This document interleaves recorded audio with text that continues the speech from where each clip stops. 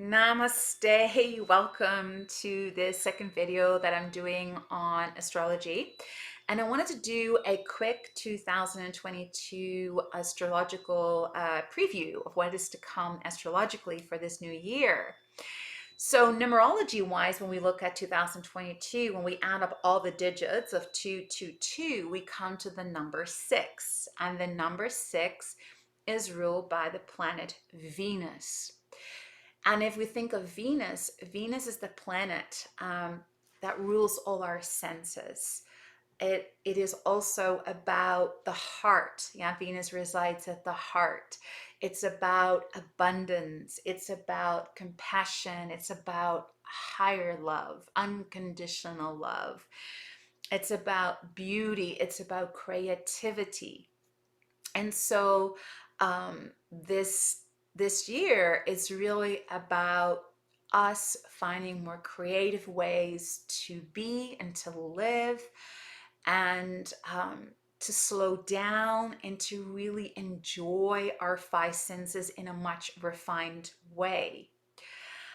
So this is definitely a year where we need to come together, where we need to come together in a way that we uplift one another, we inspire one another to be better, to do better, and to look at another person and see yourself in that person.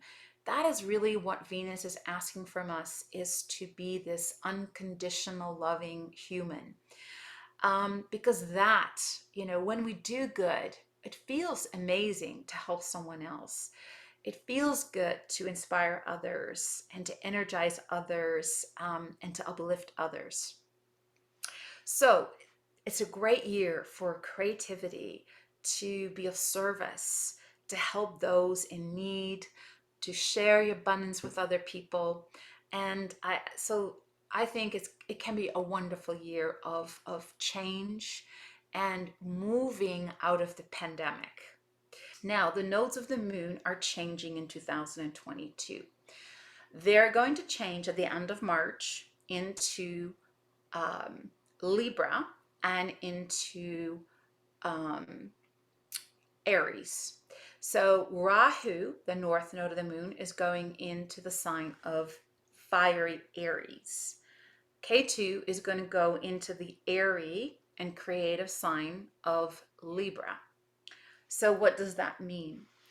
Well, it's kind of interesting. Rahu is the north node. And whenever I look at an astrology chart or a birth chart, I always look at the positions of Rahu and Ketu. So they're always opposite of each other in a chart. Yeah, so we call that the seventh aspect. So it's kind of like a straight line, north and south. So the north node is where our soul wants to move towards when I look into a birth chart. Ketu, the south node, has more to do with old patterns within a human being. It has to do with ancestral lineages.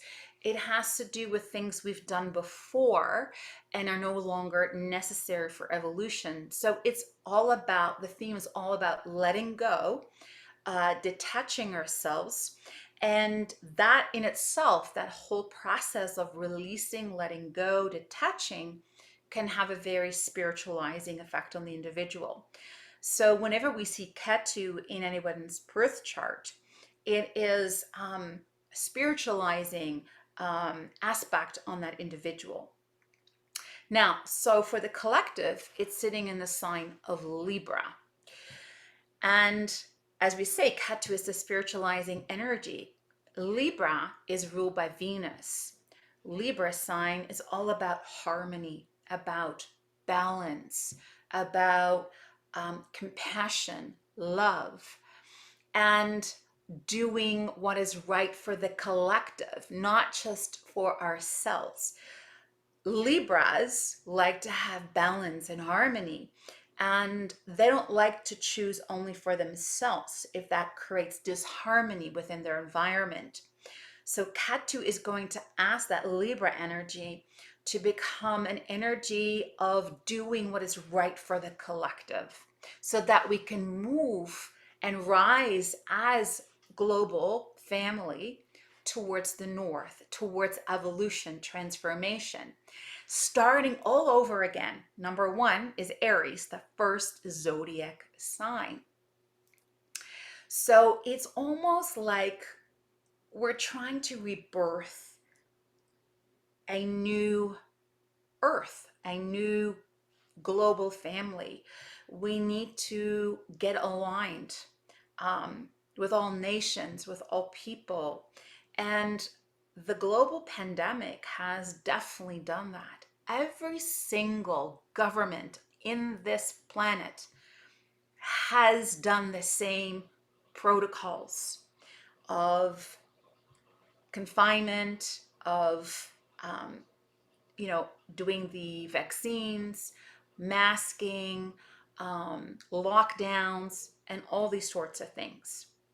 So there's been a cooperation of all nations to do this. There's been not one nation that has gone against what other nations are doing. So there's a uniform understanding of how we need to combat this pandemic. Saturn will be shifting at the end of April. I believe April 27th, 28th, it's moving from Capricorn into the sign of Aquarius. Aquarius is ruled by air, so it's lighter. So Saturn feels a little bit lighter here, less heavy. So I think with the summer, especially in the Western Hemisphere, the West, the Northern Hemisphere, um, when our summer starts soon after, we're going to feel a little bit of a reprieve and a little bit more of a breathing room. We start to feel a little bit more lighter. And, Aquarius is a beautiful sign. Aquarian people are very innovative. They're very eccentric. They can really think outside the box, but in such a way that they really keep an eye on those who are the underdog. They're the humanitarians in the world. They make sure that those that are, forgotten in society are taken care of.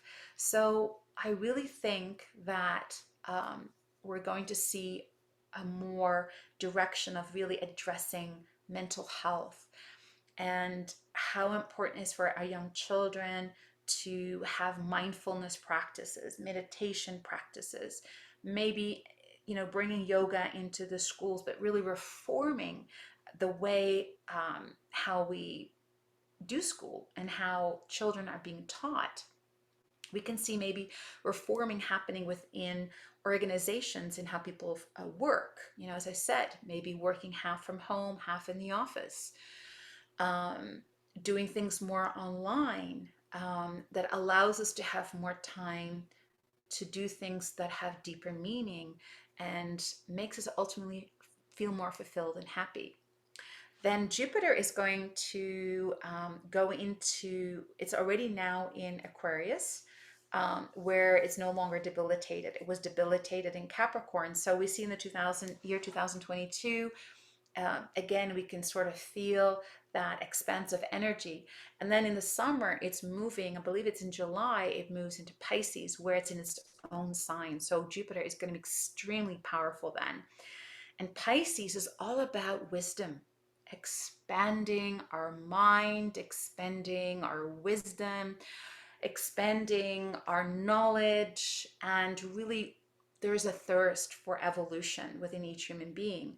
So I believe that when people start to evolve and live with deeper meaning and start to slow down and start to become kinder, that we can definitely beat this virus.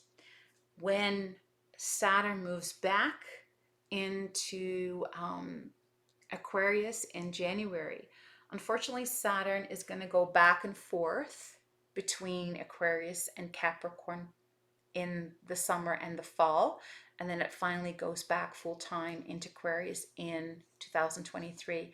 And that's when I predict that the pandemic will pretty much be done. It'd be something that we'll kind of live with. It will be something like a cold, but I can see it moving further away, and it might just kind of sort of dissipate and sizzle out, so to speak. It gets weaker and weaker and weaker. And so it becomes almost non-existent. That is my personal opinion. And again, there's so many factors. It all depends what the collective is each person is doing within the collective. But the more humans are waking up, the more we're able to go into the endemic, into the end of this virus. So that is my little take on this next year. It's going to be a little bit of a mixed bag, so to speak. There's definitely some spaciousness that's going to rise and some breathing space. But we're definitely feeling that pressure to step up our evolution. And, each individual is going to have their own tests. And hopefully each of us will pass our tests so that we can raise the vibration of this planet and, so to speak, birth the new earth that so desperately wants to be birthed. If you would like to know where your Saturn and Jupiter are in your chart, in the nodes of the moon, then please check out my website at www.natashapaineyoga.com. Thank you for tuning in. Namaste. Happy New Year.